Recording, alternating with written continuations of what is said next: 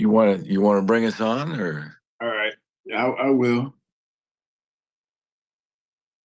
Are we ready? Yeah, we're ready. All right.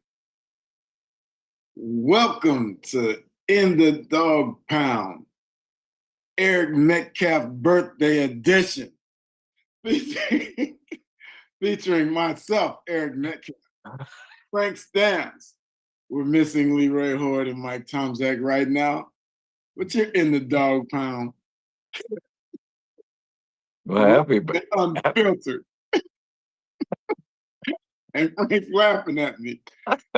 that's outstanding. That was an outstanding intro. I love the part where it said featuring myself. I love it. I love it.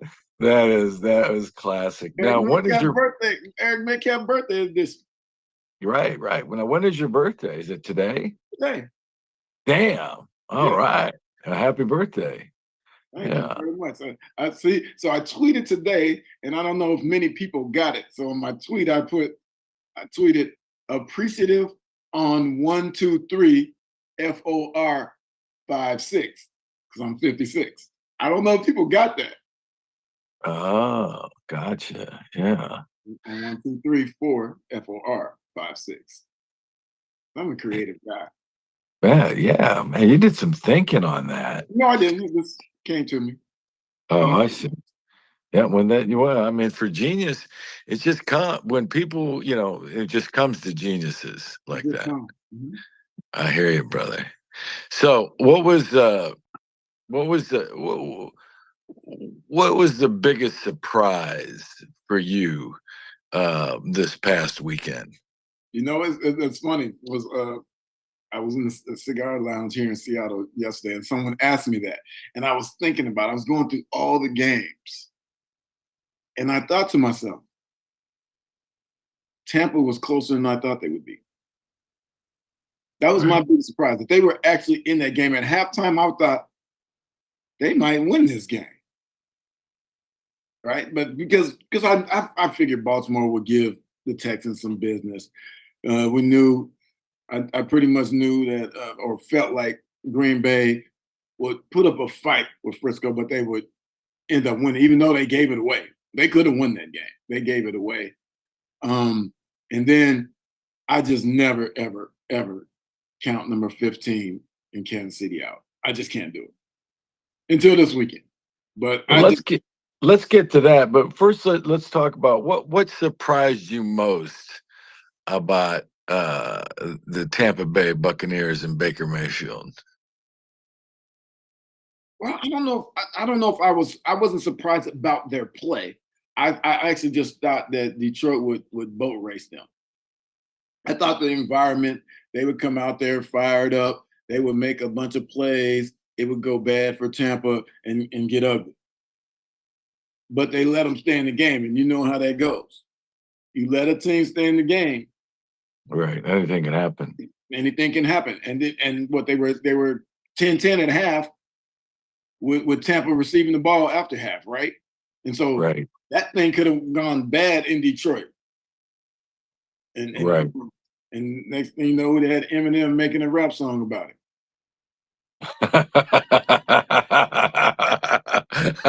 That's right. Yeah, that Tampa game, that of all the games, that was the game that I was most interested in watching. For a number of reasons. Detroit's in it for the first time in 30 some years, never winning a Super Bowl. Dan Campbell, he's got this fiery reputation. He's turning things around there. I was interested to see how they would respond to that. And of course, on Tampa Bay, Baker Mayfield and all the drama surrounding him, what that was going to look like on the road. And especially, there was a little bit of how do I want to say, I would say, maybe not concern or interest from a lot of Browns fan, maybe even Browns personnel, watching that game because, as you know, Baker goes on to win that game and really succeeds. What does that say about, letting him go a couple of years ago? Well, you can't really say that because he went to two other teams before that, right? And Well, why I say I that mean, I get is, he get there and gets succeeds, but he didn't succeed at Carolina, and he didn't succeed at the Rams, and yeah, so that's right. so that's But I three. guess the point I'm making is that he did succeed. He would have succeeded. And now are the Browns being too quick on the you know quick on the draw when it comes to releasing coaches or releasing players or making, I guess what I'm saying is, rash decisions rather than trying to develop guys, being patient, and we're in it for the long haul. That's my that's the only point I'm trying to make on that. But your point is well taken. He's three times removed from the Browns there playing for Tampa Bay, and if the Browns made a mistake, a lot of other teams made a mistake as well. And I don't think the Browns are in a situation where they're trying to build and all that because the way they're paying people, it's like right now, and things just haven't worked out. They've been paying to win right now, especially. I mean, that's why you let Baker go and you bring in Deshaun because you wanted to pay off right now, even though you knew he was going to sit out for some point in that first year. Right. No, and that's my point. They want it right now. We want it right now. We want it immediate. Whereas maybe if they would have waited a little bit with Baker and given him a chance, to me, my whole thing with Baker is that that year that they let him go, going into the end of the year there. Uh, as going into the end of the year, this teams are always looking to see whether you're in the playoffs or not. You're looking to see how you measure up at the end of the year. Where is your team? And the Browns had the perfect measuring stick going to Green Bay, that year, and they were right there. Mhm. They were right there at the end of the game. But if not, in my opinion, if not for one reason, and that's the play of the quarterback. I thought Baker had a bad game, and he was, to me, he was trying to be Aaron Rodgers, who he was playing against, but he just couldn't pull it off. And I think, to me, that the Browns saw that is his ceiling was was was met. He wasn't going to get any better. And the rest of the team, if they had a quarterback like an Aaron Rodgers or a Deshaun Watson in that game, they would have won that game. And of course, they were playing against the number one seed in the NFC at the time. So I think, to me, that was the rationale why they went and got a top-notch quarterback, because they wanted to get over the hump. And like you're saying, they wanted to win now. Um, but as it turned out, a lot of with the signing of Deshaun Watson, there came a lot of baggage, and then of course some injuries. And but despite all that, they were still able to get into the playoffs. But you mentioned, that, and I'm glad Detroit won. I'm looking forward to that game in San Francisco. But you mentioned Green Bay could have won that game, and I feel the same way. I don't think Purdy had a great game, but tell me your thoughts on that Green Bay at San Francisco and how you saw that game and how it could have been different. I thought that Green Bay came out there, especially talking about running the ball, and punched them in the mouth. They were running it down their throats, which gave them an opportunity to be in the lead, and the defense played well. If if Jordan Love doesn't throw that first interception, they're going into the extended lead, right? When he throws Right. the I first, agree. they're going to extend the lead. And the way they were running the ball, I think they had action. They had action on the game, and so, but they let Frisco hang around. They're a good team, and Brock Purdy hadn't played well, and albeit they forced him to play like that, right? And they No, I agree. and they lost Debo, and so when you have those opportunities against good teams, you have to take advantage of those situations. And Green Bay just didn't do that, and so they let the 49ers just keep hanging around and hanging around. And then obviously they missed the field goal that would put them up 7, which is now you're playing differently when you get the ball back when Jordan Love threw the second. And so you're playing differently and your mindset's different because you have to go down there and score a touchdown. Or so it makes it difficult. No, I agree. It was almost like San Francisco was asking them to win that Actually, game. they had to go down there and what would they have to do? They would have to tie it. They would have to kick a field goal to tie it, right? Yeah, Yeah. yeah. Now, how does that? And see, I like going into this week. I like Detroit's chances. Because I don't think Purdy, is playing. San Francisco is playing with the same momentum that they had earlier in the season and really last year in the postseasons. But I'd like to hear what do you think about Detroit's chances on the road this weekend? I mean, they got a chance because they're playing in the game, and they're a very gritty team, and they'll go out there and they'll play tough and be in it. But I just think from top to bottom on all levels, whether it be offense, defense, or special teams, San Francisco is a better team. Right? I just think they're a better team, and a lot of this, especially when we're talking about San Francisco's offense, depends on whether or not Debo Samuel's plays. Because we have seen with Brock Purdy, if he doesn't have all the weapons, he tends to struggle a little bit, and and Yeah, that and that's when that happened when they played us. Debo got knocked out of the game, and they struggled. They missed the field goal to win it, but they still struggled throughout the course of the game. Then after that, they lost 2 more games because they were struggling while Debo was out. If he doesn't have all the weapons, he tends to struggle.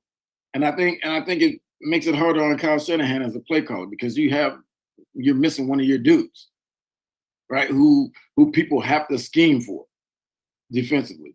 When you're playing the San Francisco 49ers, you circle him. This is one of their dudes. He's gonna get the ball. He's the check down. He's the one who they try to get the ball to when they're in trouble.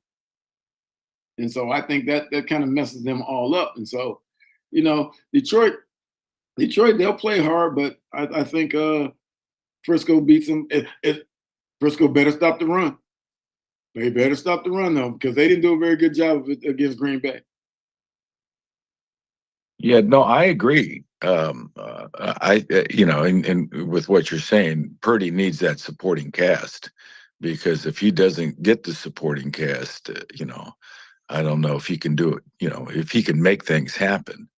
Do you think Green Bay? I think San Francisco is a physical team. Do you think Green Bay is as physical as San Francisco? I think they were the other day. If you lined them up in the beginning of the season or even towards the middle, I would say probably not.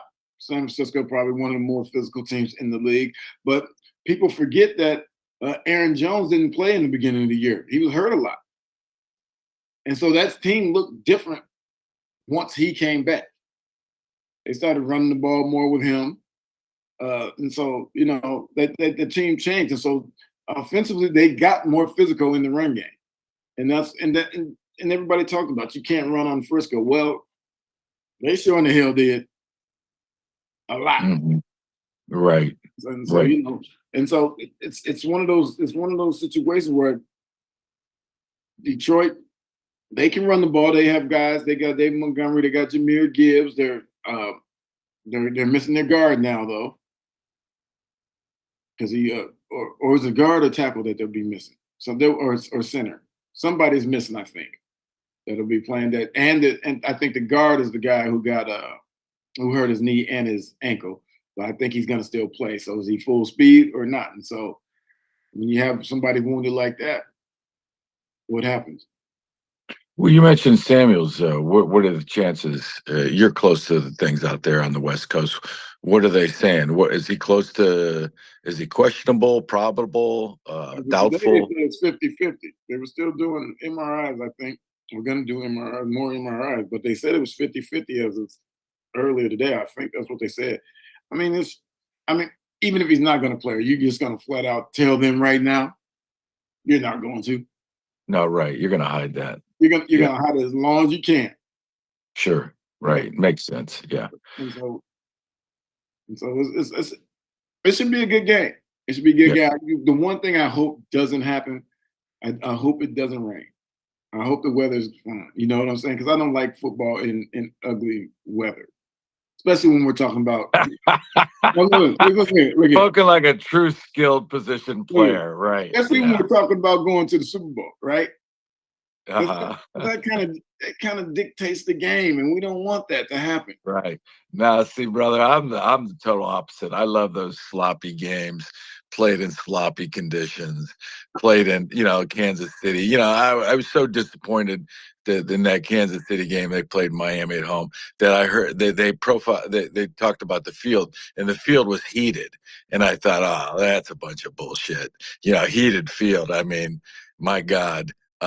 But hey, you want your best product, like you're saying, you want your best product out there, best position, and under the best conditions. And yeah, no, I get it. Um, Browns Nation, you're listening to In the Dog Pound, featuring Eric Metcalf, Frank Stams, along with Mike Tomzak and Leroy Horde, who can't be with us tonight, talking Browns football now, previewing and reviewing the NFL playoffs. Our podcast found on alumnimedia.com, raw and unfiltered, found wherever you find your favorite podcast. Now, one last question. We've been talking about uh, Detroit going to San Francisco. Goff. How do you think he's going to react to, what do you think he's going to be able to, I don't know. My question, I guess, is what I'm saying. Is it going to be too big of a stage for him? I don't think so. I mean, he's played in these games, right? He's taken Right. a he's taken a team to the Super Bowl. Right. He lost it, but he's taken a team to the Super Bowl. So he's been on the big stage, and then he's going home, right? That's his area. He went to Cal and everything, and so it's not a big deal to him. I think Great point. I I think he didn't know goes. that. I think he goes there and playing with house money. No one, if you really look at this, how many people really expect them to win? If you polled a lot of people don't expect them to win. They might hope that they win or want them to win, but they don't expect them to win. And so I think No, he's playing with house money. He can go out there and be free. They can go out there and call plays and do whatever they want because they're playing to win the game. They're playing to go to the Super Bowl. So you got to throw it all in, the kitchen sink, everything. And I think they'll do that. And they'll do it. Now I think it'll be a close game. I just think in the end, Frisco has enough to win. Yeah, no, I agree with you. Yeah, he's playing. I didn't know he's playing the house money. I think having listen to what you have said. He's got the experience playing in the Super Bowl. It's not like he's going somewhere where, and you mentioned going to Cal. That makes a difference.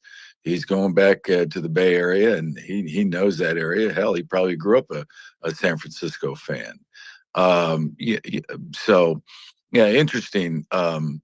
I'm going to take the other side of that game. I think, you know, we've seen San Francisco. They're beatable. So is Detroit. They're beatable too.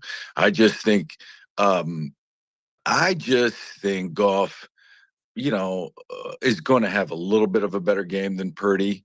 You mentioned the physicality. I think I think, and like you've said in the past, is if they played 10 times, maybe San Francisco beats them six, maybe seven times. But you don't have to be better than them. You just have to be better than them that day. And I think Detroit, is playing with some momentum, playing with a lot of emotion. Dan Campbell brings, I think he brings more emotion to the team than Shanahan. And that's not to say Shanahan isn't a good coach. He is. I just think Detroit. has got a little bit more momentum. And I never used to be a big momentum guy, but God, anymore, Jesus Christ, it's all about momentum. Uh, let's take a look at. Before we take a look at, before we move on, let me say this. As a former Brown, and because I do this, I'm a Browns fan also. I'm gonna be honest with you. I don't want Detroit to go to the Super Bowl before us. You Right, laughing? You right. laughing? I'm No, serious no, as hell. no, no, no, no. I'm with you. I do not want that to happen. I don't want the list to dwindle down to like 3. Right. Right? I need Right. them to I stay. don't want to be the last guy picked. Right. I need Right. them to be in this Yeah. line also. It's almost like, the Browns become the last team not to go to the Super Bowl. They might just get a sympathy vote. All the other teams in the league will vote, say, well, let's just put the Browns in there so they don't have to suffer. We can't have Detroit going to Super Bowl because the list gets shorter. Who is it right now? It's Detroit, Cleveland, the Texans, and Jacksonville, right? That's it, right? Right. Well, wait a second. Now, has Indianapolis ever been to the Super Bowl? They won it. Oh, did they? I can't remember, man. They won it as Baltimore also, as the Baltimore Colts. And so, come on. Okay. Look here. Peyton Manning won it. Hey, look here. We do not need them to get off this list, right? Not yet. We need to get there first. Right. We're not even talking about winning it. We're talking about teams that have not been there. Yeah, right. So we want to get in the long line. Right now we're in the short line. Yeah, right. And we don't want this line to get any shorter. We need Detroit not to win. Right. Yeah, no, great point. That's funny. So, Texans going to Baltimore. Man, I was impressed with frickin' Baltimore across the board from Lamar Jackson to that defense. They just frickin' showed up, and Texans gave them they hung with them in the first couple of rounds if you're looking at it as a prize fight. But man, they just they were just too much for him in the second half. It almost looked like you could tell that when Baltimore came out, Texas came out blitzing. Lamar sacked him 3 times, I believe, in the first half. But they had been off 20 days. They had been off 20 days since their starters played. That's a long time. And that's what they looked like when they came out. Yeah. Right. And then they go to halftime and they have a heated discussion in there led by the quarterback. And I didn't hear about that. What happened? Well, I saw an interview with him, and they said they went in there and they had a talk. They asked Lamar who did all the talking or most of the talking. He said me. And they asked him, what did he say? And he said it'd be inappropriate. And so right. I was figuring by him saying that it would be heated. And so, just getting a little fire under the guy. And then they went in there and decided, this is what we're going to do. We're going to run the damn ball. You stop us. Right? Because that's why they're one of the best teams. That's why they're probably the best team in the league, because they play very good defense no matter who they're playing. And then they're able to adapt with their offense. Okay, you don't want us to throw the ball? We're going to run the ball every play. Now stop it. And who does? Nobody does. But now they've got weapons also. So if you try to stop the run, he's throwing to Zay Flowers and these guys, and Isaiah Likely and Mark Andrews probably coming back, and Bateman and all these guys, and they're making plays in the passing game. And so now, do you blitz Lamar and leave these guys one-on-one? Do you not blitz him and stand the chance of him taking off running?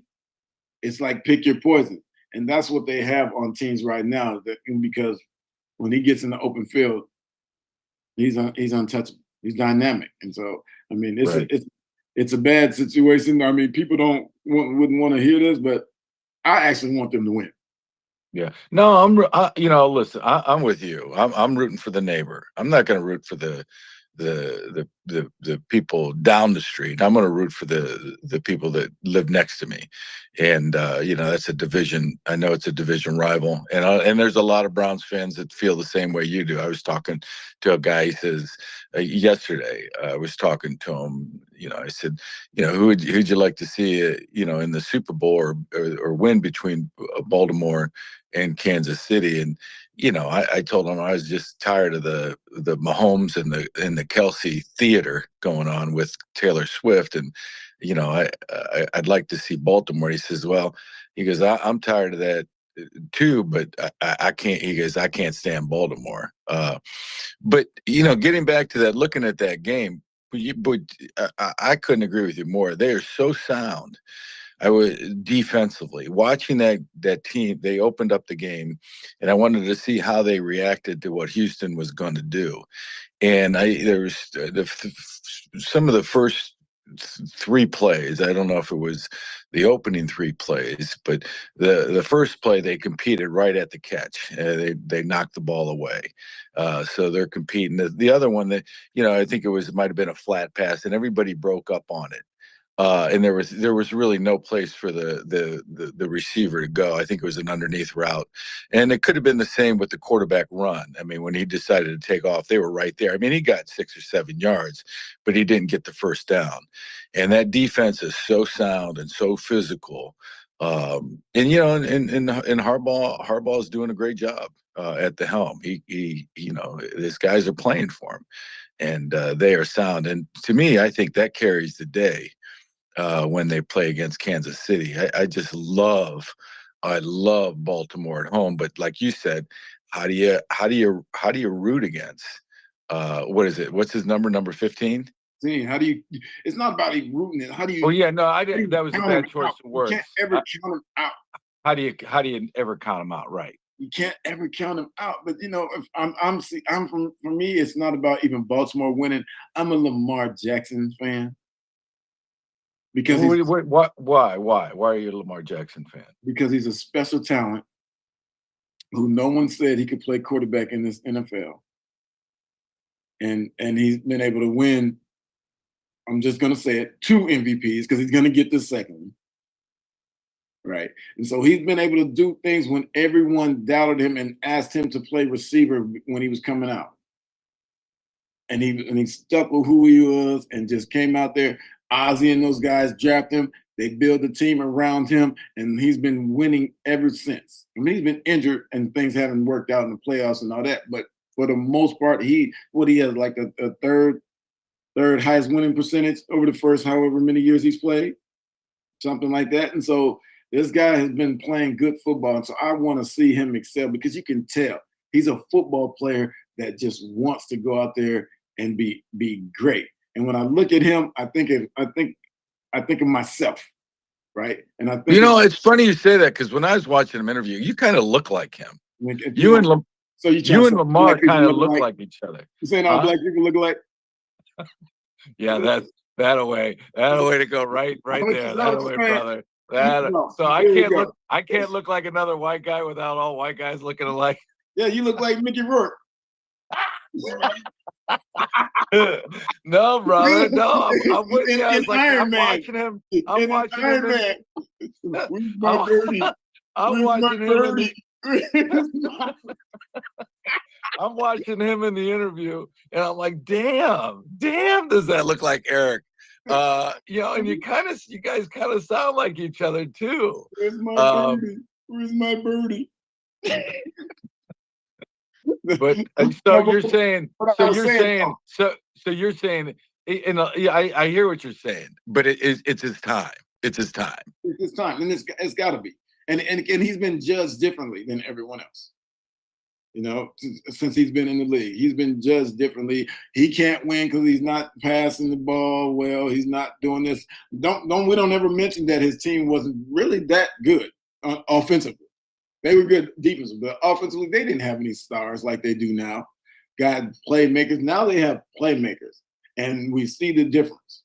And he's become a better passer than he was when he first got in the league. But he's still the most dynamic runner as a quarterback. Oh man. I was watching him dance around this past weekend and running the ball and darting in and out. And he's just got such great poise when he's handling the ball, and such vision. And the game is, to me, it's all about how fast the game is being played for somebody, or how slow the game is being played. I always, when I could play faster than somebody else, another team, shit, I'm making plays all over the field, and that's what he does. He just plays the game so much faster. What is Kansas City? Where does a couple of questions? Where does Kansas City? How does Kansas City not match up? And if they are to win the game, how do they win the game?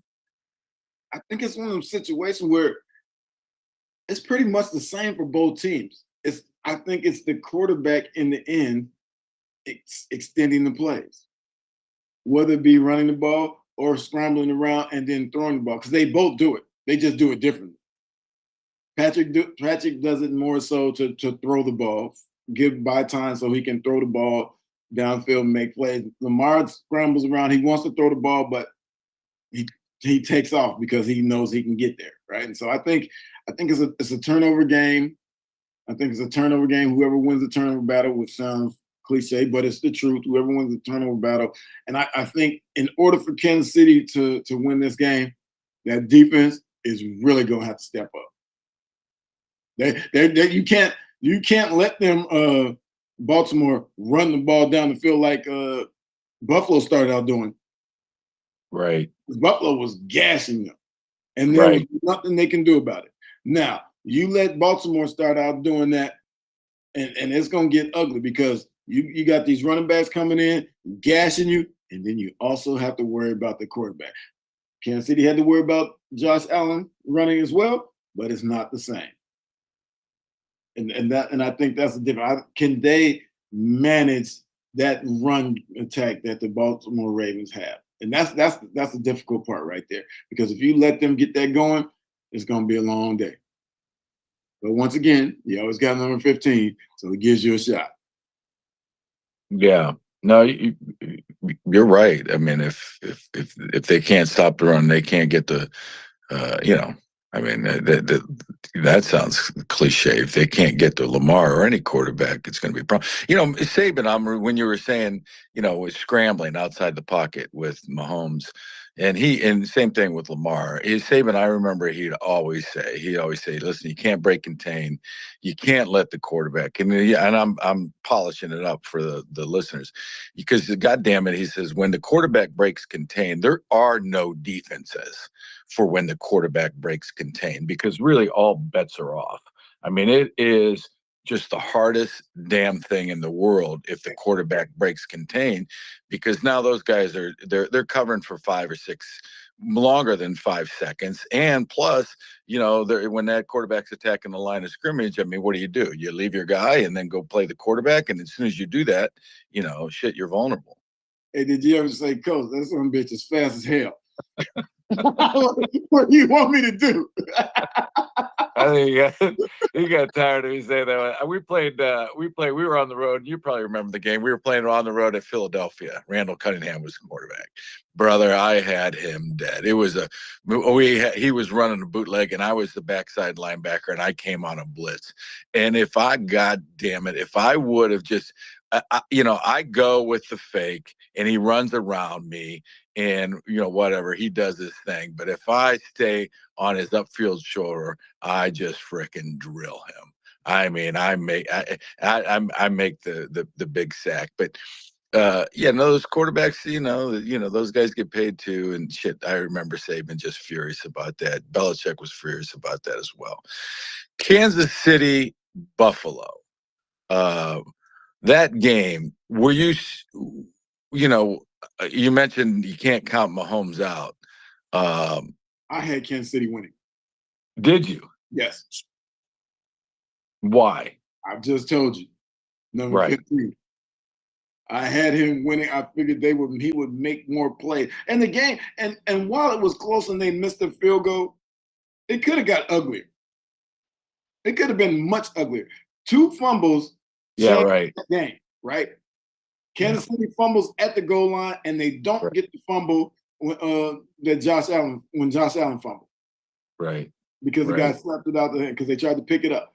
Those two games, they make it closer than it Yeah, was. it sure was. Yeah, that fumble resulted in a touchback. I mean, man, they really, really let Buffalo off the hook on that. You're right. It could. What do you think the By the guy way, was I hate that thinking? rule. I hate that rule. Uh-huh. I hate that rule. Yeah. Well, what do you think it should be? For me, if you're okay, I can go either way. First off, I'm gonna do this. You're rewarding the defense for absolutely doing nothing because they could have fumbled and he didn't touch him on that particular play. He did knock it out of his hand, but you're rewarding the defense for not recovering the ball. Not only are you doing that, you're giving them 20 yards or 25 or wherever they place it because it's a touchback, Right. right? No, I can see your point on that. Absolutely. Yeah, And so if you're gonna give them the I ball, at tend to least give agree it with to you them on where they that. fumbled But it. right. I tend to agree with you. You're rewarding them for doing absolutely nothing now, but there are cases, well, they can cause the fumble, but Which still, he did the other day. But you're still rewarded. But you're right, still giving him 24 yards, 20 yards, right, or 24 yards. Right. 24 yards, 25. So you're giving him 24 yards. Whereas, so I think that's tough. And so, whereas I think you should penalize the offense, you shouldn't give them the ball right there. Make them go back to the 20. Right. Right. No, that's sound reasoning, brother. I agree. That is, that really penalizes the offense. But anywhere else in the field, if a guy fumbles the ball out of bounds, the defense does not get it. Right. Yeah, no, Right. they have to maintain possession of it. Right. I Right. agree. And so that's why I'm like, I hate that rule. I just absolutely hate it. Because it's happened to me before. Because When?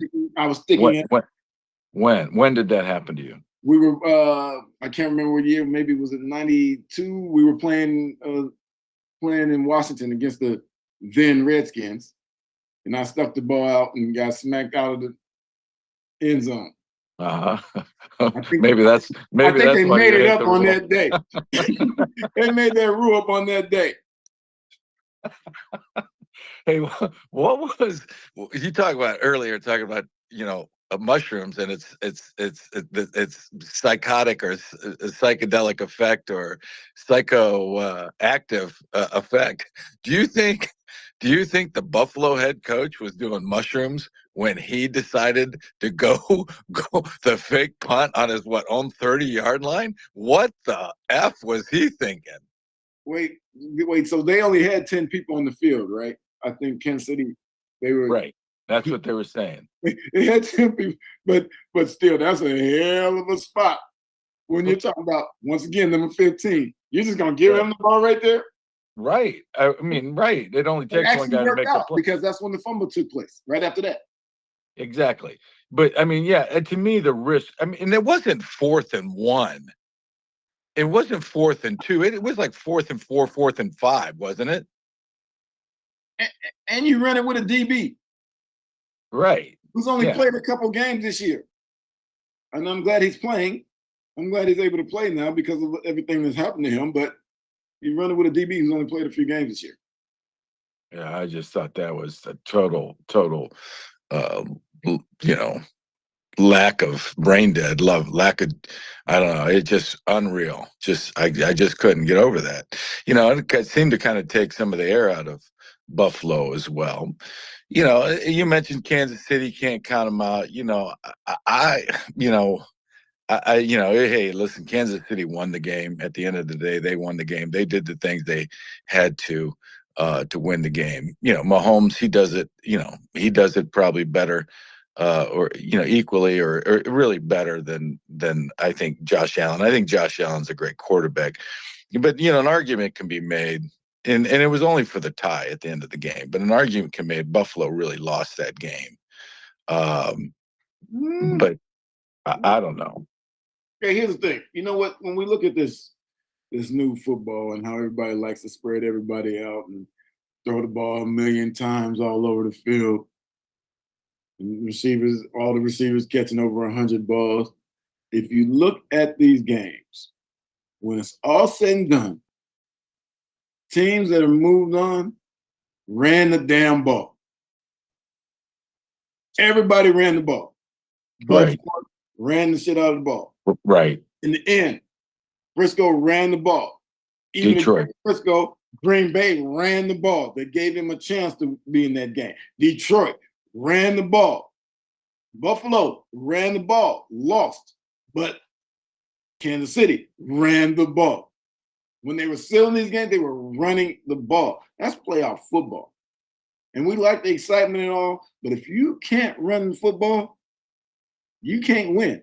And if you can't stop the run, you can't win. Right, right.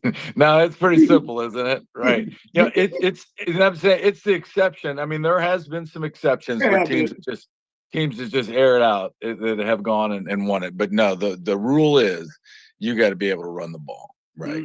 And you know, on the flip side of that, if you can stop the run, and I think that's what you're saying about Baltimore is that they can do both. They can do both, and you know, when we're in Cleveland, what did Bill used to say? It's demoralizing for the team to know you're going to run a ball and they cannot stop it and you still run it. On the flip side, when they can't run it. Right. No, he's right about that because you know being on that side of it, you know, playing against teams like Pittsburgh, playing against teams like San Francisco, playing you know when they had their running game at that, like the Giants, we played the Giants one year, their running game, it is demoralizing. It is because you can do Chicago. We played Chicago one night on a Sunday night, and the score was probably it was close to 30-0. And they just ran the ball down our throat. And you know, and not only that, but they're punishing us. They're hurting us. Freddie Strickland, who played alongside linebacker with me, they broke his leg. And I remember them carrying him off the field, and he's screaming and yelling. He's begging me for the payback. And I remember talking to Jay Hilgenberg about that. He remembers that distinctly that night. But you know, there's just nothing. You know, there's nothing you can do, and it's demoralizing. And all you want is just to get the F off the field and be done with that game. If you can't stop the run, the NFC Championship games. We talked a little bit about Detroit going to San Francisco. We talked a little bit about now Kansas City going to Baltimore. So, you know, who's your matchup? Who's your matchup in the Super Bowl? You like? I think what you're saying is you like San Francisco, the two number ones. Two number ones. I got the two number ones. Well, you know, hey, you're probably right. I'm gonna, you know, in that matchup, who do you like? Baltimore, San Francisco. Baltimore. Uh-huh. I like Baltimore. What do you think? What do you think they'll? You know, what do you think they'll make the line in that game? Baltimore, Frisco. We got to get there first. We got to get past this weekend first. Then we'll talk about that. Who do you? So Baltimore, Kansas City going to Baltimore. I don't know if I got your pick on that one. Kansas City right now, I think, is a 3-point dog. Baltimore is a 3-point favorite. Yeah, I'm with that. Who you like? Baltimore. Okay. So, and then I think it's what, 6.5. The other right. game Is 7. It's gone to 7. Okay. You like Detroit in the 7 points? No.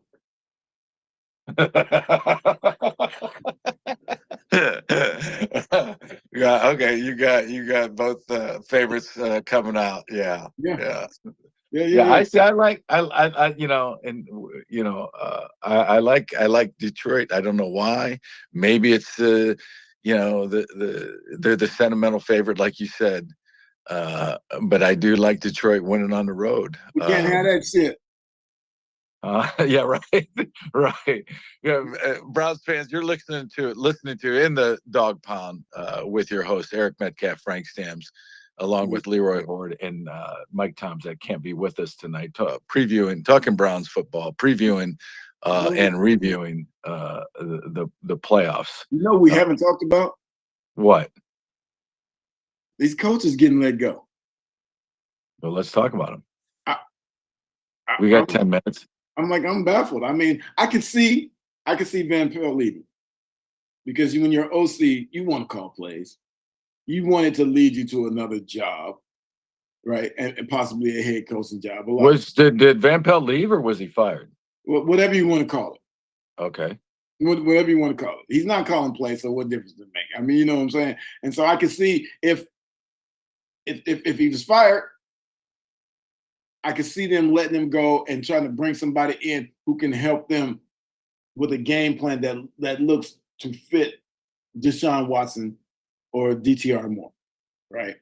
I can see that because they need help with that. They really do. If this is the way we're going, this is our leader.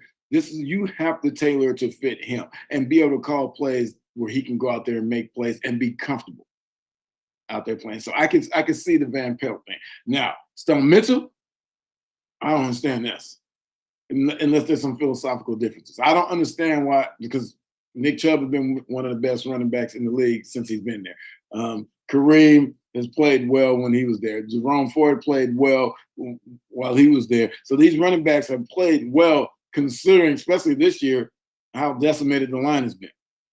Right. And so Right. and so Stump Mitchell is a guy who's loved throughout the league as a coach. And so that there must be something that we don't know about. Tight end coach kind of baffles me, especially when we're talking about it in Njoku, who's had the best year of his career, going to the Pro Bowl under his tutelage, and then bam, he's gone. Right. And so I don't know. So I mean, there's probably things we don't know, of course, but I was pretty shocked about those two more so than Van Pelt being fired or leaving, because I just understand that Stefanski was calling the play. So what difference does it really make?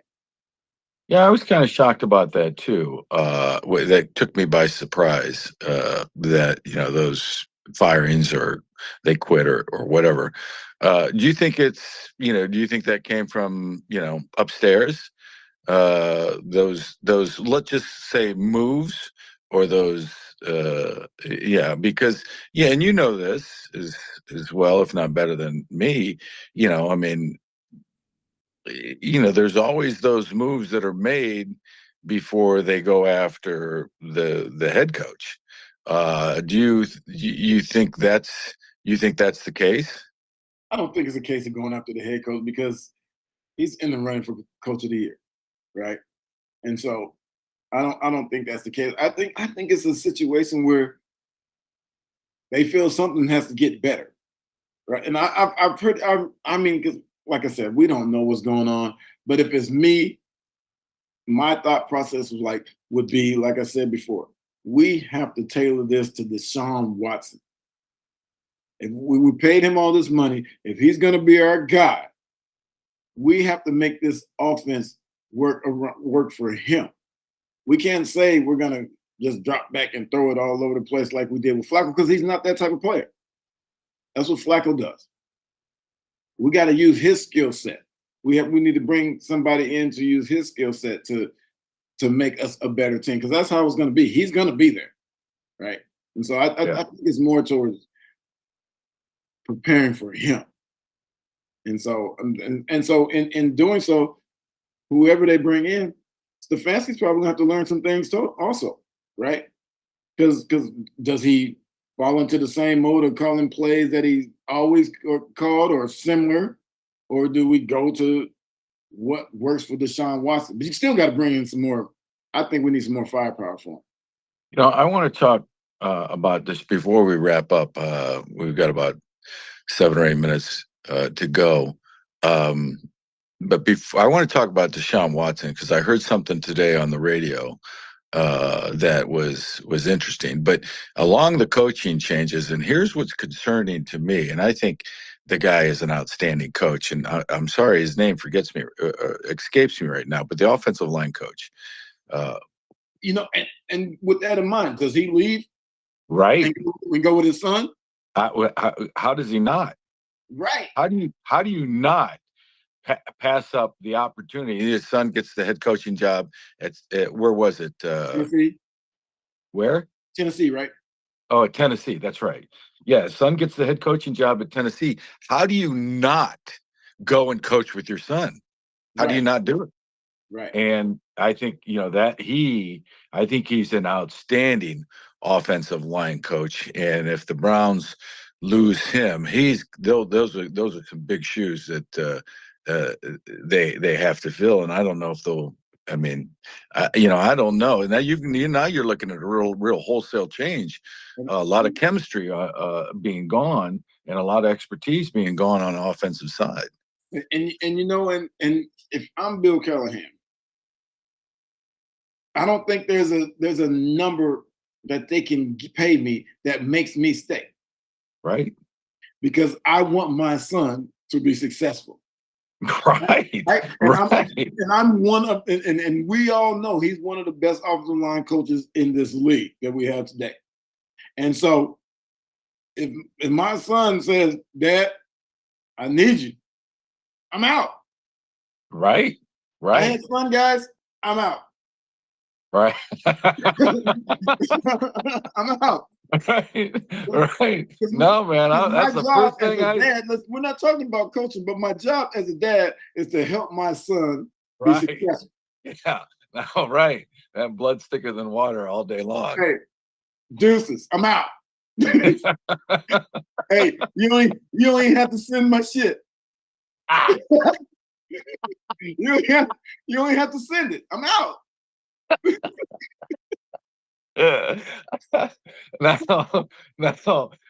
No, okay, that's great. I love that. Deshaun Watson. I heard today, and you may have heard this too, is he did a podcast with Cam Newton, and said something about saying that he didn't want to do I guess they've got this 15-play script Stefanski has,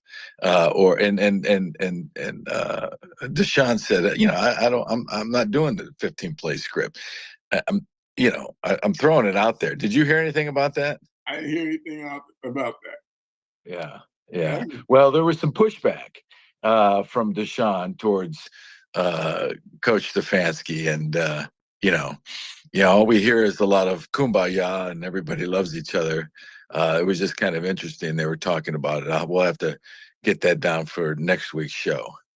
Oh, for sure. We got to do some digging and figure out some things. We'll figure it out. We're going to figure this out. But when it's all said and done, Stefanski better know that he better make number 4 happy.